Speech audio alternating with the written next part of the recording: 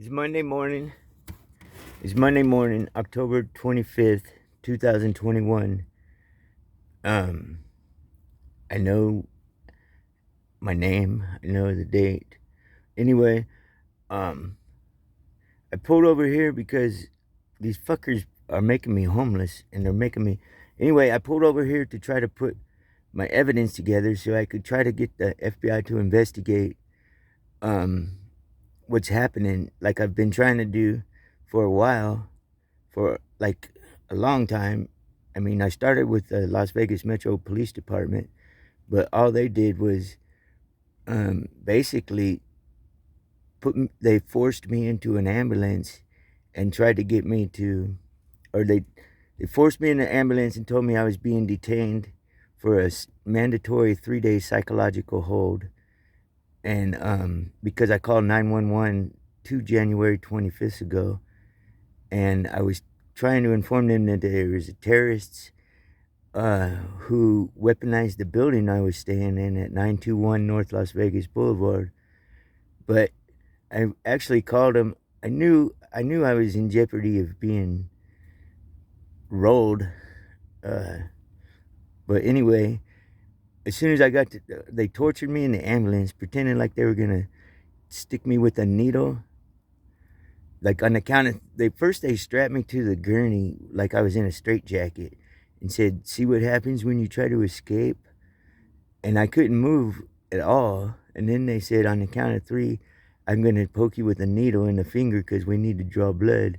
And he went 1, 2, 3, and I flinched. And then there was no needle. I looked down and he's cleaning my hand with my finger with the cotton ball, but there was no blood or nothing. He was going through the motions, and then the air conditioner vent turned on, and it was like the fear of God rushed in me, and like I started to have the hugest fucking panic attack I ever had. But luckily it went away. But the thing was, they were trying to make me scream and kick and go crazy. So when they rolled me into the hospital, I would be looking like I was crazy, and it would help influence the doctor's choice. But however, once the doctor finally got to me, because I had to wait for my turn, he immediately came back with discharge papers that said the feared condition is not ruled out, because the police officer or the security guard or whoever answered the 911 call, and this vehicle was rolling or moving. Anyway, whoever answered the 911 call wrote down on the police report that I was delusional and that I was falling down, and I couldn't, basically I needed help psychologically, and he'd never investigated the building. Anyway, the doctor let me go, and my life's been hell, more hell, as if it wasn't hell enough ever since. But anyway, I'm sitting here. I came over here to put my evidence together, and intrinsically, I proved to myself that this vehicle is intoxicating. There's something in this vehicle, the same as in that room I was staying in, that is freaking making me feel intoxicated. It's first thing in the morning. I haven't even freaking. I was just had a cup of coffee. That's all. And anyway,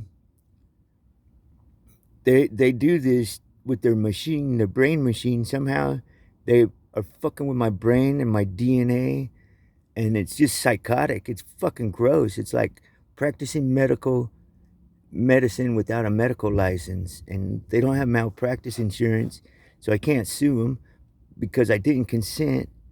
But fucking, because for malpractice, man, this is fucking bullshit. This is fucking voodoo. This is creepy. And this weaponized vehicle, I bet you anything, something happens to this vehicle before I'm done, or they try to steal it.